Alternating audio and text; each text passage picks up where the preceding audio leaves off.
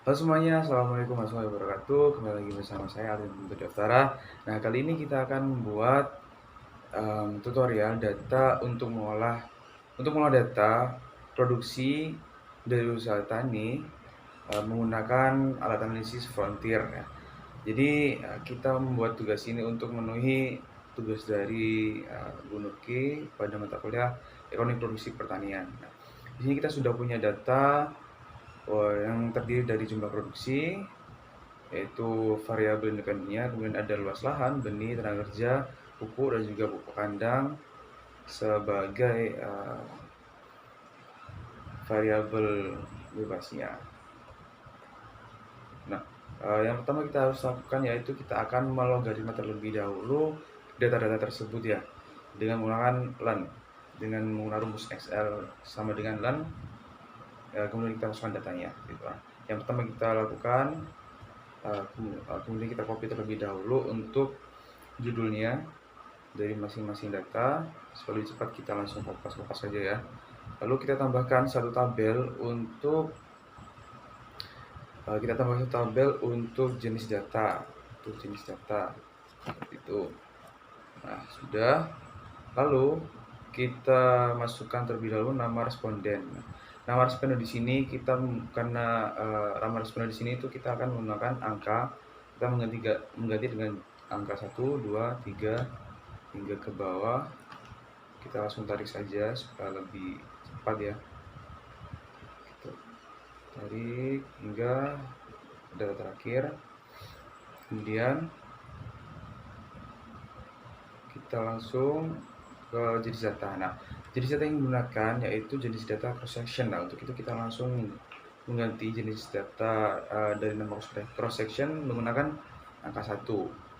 Angka 1 semua ya, karena semua datanya cross section. Nah, lalu kita tarik juga hingga ke bawah. Hingga responden ke 60 ya. Nah, ini kita menggunakan data dari 60 responden. Nah, kemudian kita akan melankan atau mengalgoritma data yang pertama yaitu jumlah produksi. Caranya yaitu rumusnya kita ketik sama dengan, kemudian len, kemudian buka kurung, lalu kita masukkan datanya, data jumlah produksi yang pertama. Oke, kita klik datanya, kemudian kita enter. Nah, sudah keluar ya. Kemudian yang kedua kita jenis lahan, luas lahan dan rumusnya ln sama buka kurung, kemudian kita tekan datanya, kita enter. Nah, supaya lebih cepat teman-teman ya, kita bisa langsung ditarik saja ke samping untuk datanya teman-teman supaya lebih cepat. Agak susah memang ya. Nah, sudah, lalu kita tarik ke bawah hingga responden ke 60. Nah, terlalu jauh, 60 sudah. Nah, kemudian kalau misalnya kita sudah dilenkan seperti ini atau sudah di logaritma datanya, saya kita simpan dengan membuat file baru ya. Kita copy terlebih dahulu mulai dari nama responden hingga seluruh datanya hingga ke 60. Kita copy, lalu kita buat file baru ya teman-teman ya. Kita file baru, kemudian kita paste. Kita menggunakan paste spesial. Lalu di sini values.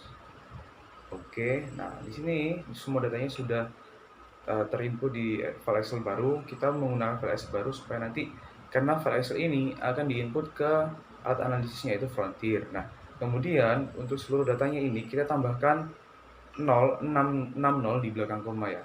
Mari kita tambahkan 1, 2, 3, 4, 5, 6. Nah, kita sudah tambahkan 6, kemudian kita save, yaitu dengan cara save as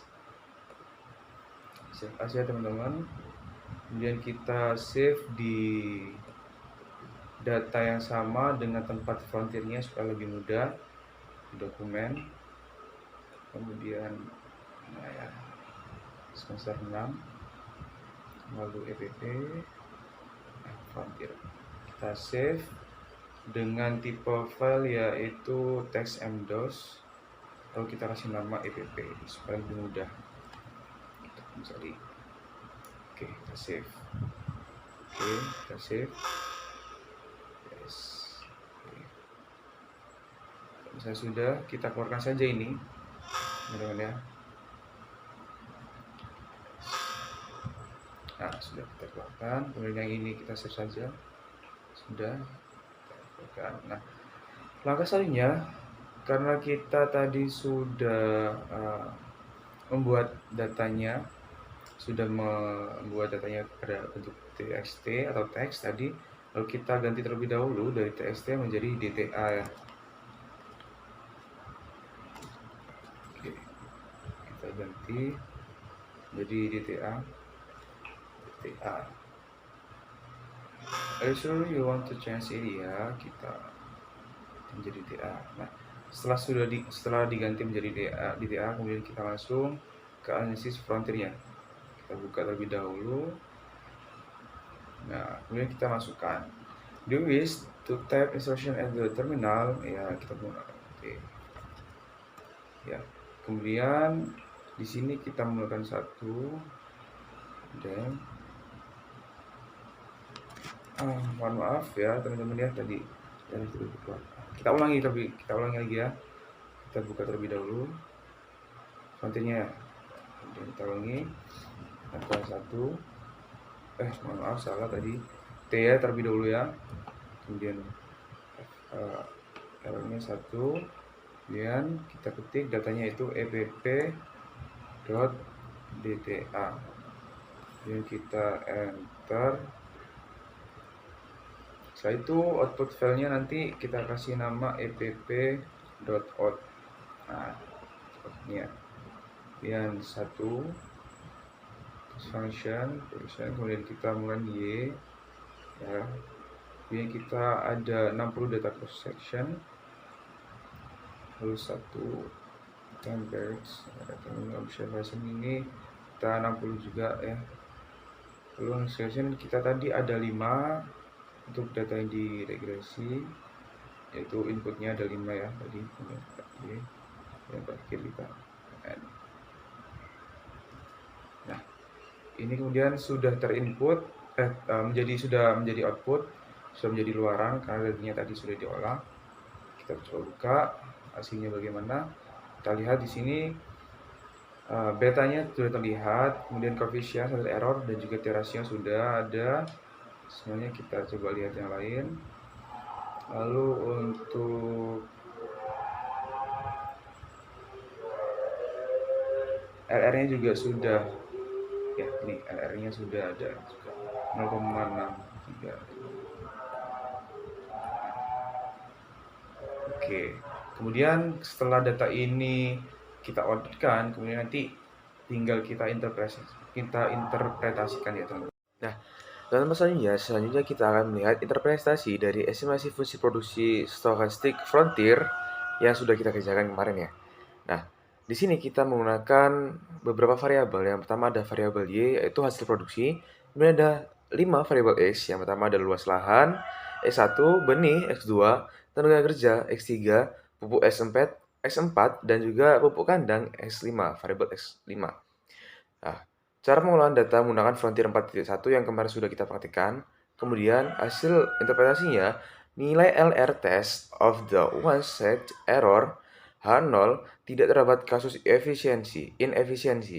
Kemudian H1-nya terdapat kasus inefisiensi berdasarkan hasil pengamatan.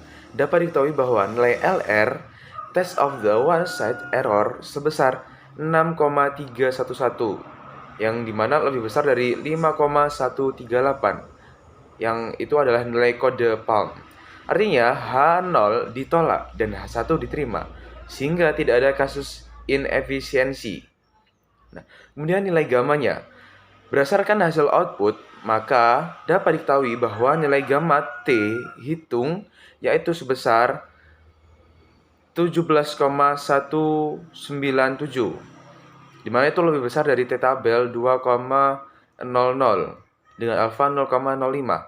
Artinya, 0,949% error term dapat diterima atau dapat disebabkan karena inefisiensi teknis, sedangkan sisanya 99,051% dapat disebabkan oleh risiko. Kemudian yaitu pengaruh tiap variabel terhadap output. Beta 1 atau X1 berdasarkan hasil output maka dapat diketahui bahwa nilai T hitung sebesar 4,691 lebih besar dari T tabelnya yaitu 2,00 dengan alfa 0,05. Hal ini menunjukkan bahwa variabel luas lahan berpengaruh secara signifikan terhadap penurunan ataupun peningkatan produksi. Jika S1 luas lahan dinaikkan sebesar 1%, maka produksi akan meningkat sebesar 0,792%. Kemudian yang beta 2 atau S2, nilai T hitungnya yaitu 2,787, di mana lebih besar juga dari T tabelnya, yaitu 2,0 tadi. Di alfa 0,05, hal ini menunjukkan bahwa variabel benih berpengaruh secara signifikan terhadap penurunan ataupun peningkatan produksi. Jika X2 dinaikkan sebesar 1%, maka produksi akan meningkat sebesar 0,279%. Nah, kemudian kita melihat beta 3 atau S3, S4 dan juga S5. S3 nilai hitungnya, T hitungnya yaitu sebesar 1,084, sehingga ini kurang dari T tabel yaitu 2,00 dengan alfa 0,05, yang menunjukkan bahwa variabel tenaga kerja tidak berpengaruh secara signifikan terhadap penurunan atau peningkatan produksi. Kemudian X4 ini T hitungnya sebesar 3,956 yang lebih besar dari T tabel yaitu 2,00. Hal ini menunjukkan bahwa variabel pupuk S4 tersebut berpengaruh secara signifikan terhadap penurunan atau peningkatan produksi. Maka jika X4 ini dinaikkan sebesar 1%, maka produksi akan meningkat sebesar 0,1777%. Dan kita lihat B5-nya, nilai T hitungnya sebesar 0,043, sehingga kurang dari T tabel yaitu 2,00. Hal ini menunjukkan bahwa variabel pupuk kandang ini tidak berpengaruh secara signifikan terhadap penurunan atau peningkatan produksi. Nah, kemudian teman-teman kita melihat technical efficiency estimate ya. Kita melihat kasus dari 3 petani. Yang pertama dari petani yang ketiga atau petani nomor 3. Berdasarkan hasil output maka dapat diketahui bahwa nilai estimasi efisiensi petani 3 sebesar 0,965, yang itu sudah ada garis merahnya ya, supaya teman-teman bisa melihat, di mana ini lebih besar dari 0,8. Artinya petani 3 dapat dikatakan efisien secara teknis. Nah, kemudian petani yang 27, kita bisa lihat nilai estimasi petani 27 sebesar 0,552, lebih kecil dari 0,8, di mana petani 27 ini dikatakan tidak efisien secara teknis. Kemudian petani 53 ya, kita lihat di sini nilai estimasi efisiensi petani 53 sebesar 0,872, di mana ini lebih besar dari 0,8. Artinya petani 53 ini dapat dikatakan efisien secara teknis. Dan rata-rata efisiensinya didapatkan dengan nilai 0,851, di mana ini lebih besar dari 0,8, yang artinya rata-rata petani telah dikatakan efisien secara teknis. Nah, seperti itu ya interpretasi yang kita dapatkan dari hasil analisis Frontier kemarin yang sudah kita lakukan. Thank you for Sobat Agribisnis semuanya, khususnya Agribisnis 19 yang sudah melihat dan juga menurut. Terima kasih, saya sampaikan kembali lagi. Saya tutup. Wassalamualaikum warahmatullahi wabarakatuh. Bye-bye.